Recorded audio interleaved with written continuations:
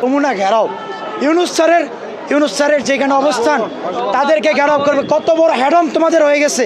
তারা আমরা ডিজিএফআইয়ের বা অন্যান্য সরকারি যে সেনাবাহিনীর গোয়েন্দা সংস্থা ওনাদেরকে আমরা তথ্য সঠিক সময়ে দিয়েছিলাম, যার কারণে তাদের এই অপতৎপরতা বন্ধ হয়ে যায়।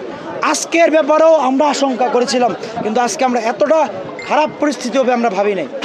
যদি ভাবতাম তাহলে আমরা কয়েকটা সাধারণ শিক্ষার্থীকে এখানে একা ছাড়তাম না। আমাদেরকে লাখো শিক্ষার্থী আছে না বাংলাদেশে, তাহলে অবশ্যই সবাইকে নিয়েই এদেরকে সামনে যাইতাম।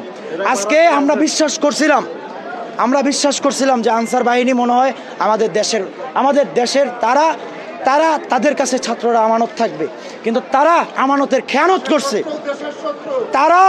তারা তো এই ফ্যাসিবাদের